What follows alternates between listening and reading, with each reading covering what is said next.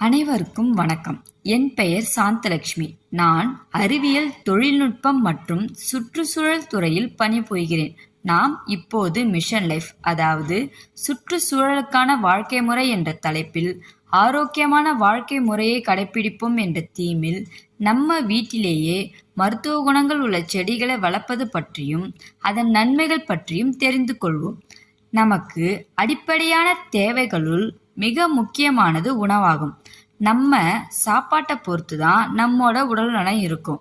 உணவே மருந்து என்னும் நிலை மாறி இப்போ மருந்தே உணவு என்ற நிலைமைக்கு தள்ளப்பட்டிருக்கோம். அதனால நம்ம வீட்டிலேயே ஈஸியா வளர்க்கக்கூடிய 10 மருத்துவ குணங்கள் உள்ள செடிகளை பற்றியும் அதன் நன்மைகள் பற்றியும் பார்க்கலாம். முதலாவதாக வேம்பு, அதாவது வேப்பிலை. இது ஒரு மருத்துவ அற்புதம்னே சொல்லலாம். இதன் இலைகள், பூக்கள், காய்கள் மற்றும் மரப்பட்டைகளை வெவ்வேறு மருத்துவ பயன்பாட்டிற்கு இப்பயும் நம்ம எல்லோர் வீட்டிலையும் பயன்படுத்தி தான் வரோம்.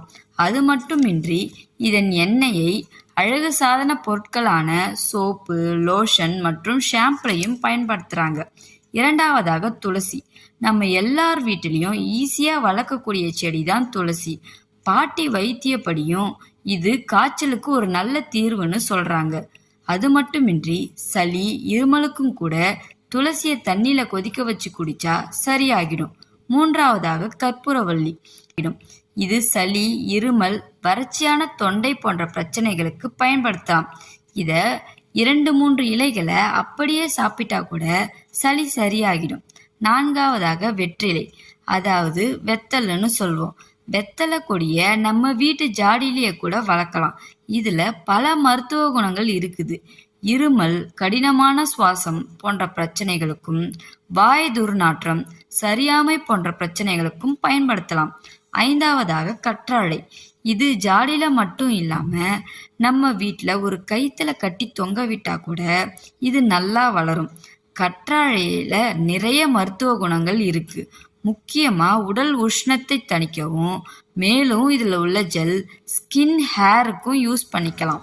ஆறாவதாக புதினா. இதோட தண்டை சும்மா ஜாடியிலே நட்டா கூட நல்லா வளரும். இதுக்கு பெருசா பராமரிப்பு எதுவும் தேவைப்படாது. புதினா இலைகள் குளிர்ச்சி தரக்கூடியது, டைஜஷனுக்கும் ரொம்ப நல்லது. அதனால தான் நம்ம வீட்டில் அசைவம்லாம் செய்யும்போது புதினாவை அதிகம் யூஸ் பண்ணுவாங்க. இதுல ஜூஸ், சட்னி கூட செஞ்சு சாப்பிடலாம். ஏழாவதாக பிரண்டை. இது கொடியா வளரும். இதுவும் சின்ன கிளையா உடைச்சி வச்சா நல்லா வளரும். எலும்பு சம்பந்தப்பட்ட எல்லா பிரச்சனைகளுக்கும் துவையலாவோ, ரசமாவோ, சட்னியாவோ சாப்பிடலாம். மேலும் இது பசியின்மையை போக்கும். எட்டாவதாக தூதுவளை. இது கிராமங்கள்ல வேலியில பறந்து கிடக்கும் ஒரு தாவரம். நம்ம வீட்லயும் வளர்க்கலாம். இது கொஞ்சம் முள்ளாத்தான் இருக்கும். இதோட இலை, பூவெல்லாம் அரைச்சி ரசம் வச்சு சாப்பிட்டா சளி, வறட்டு இருமல் எல்லாம் சரியாகிடும். 9வதாக மணித்தக்காளி கீரை, அதாவது மணத்தக்காளி. இதோட விதைய போட்டாலே இந்த செடி நல்லா வளரும். இது அல்சர், வாய்ப்புண் போன்ற பிரச்சனைகளுக்கு ரொம்ப நல்லது.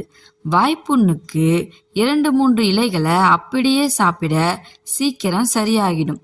10வதாக சங்குப்பூ. இந்த பூவில் மருத்துவ குணம் மட்டும் அல்ல, பார்க்கவும் ரொம்ப அழகா இருக்கும். சங்குப்பூவை தண்ணியில போட்டு கொதிக்க வச்சு குடிச்சா சர்க்கரை நோயை கட்டுப்படுத்தும், செரிமான பிரச்சனையும் சரியாகிடும். இதே போன்று பல மருத்துவ குணங்கள் இதுல இருக்கு. எனவே வருமுன் காப்போம் என்பதை உணர்ந்து நம்மோட அன்றாட உணவுல மருத்துவ குணங்கள் உள்ள மூலிகைகளை சேர்த்து சாப்பிட்டு ஆரோக்கியமாக வாழ்வோம். நன்றி, வணக்கம்.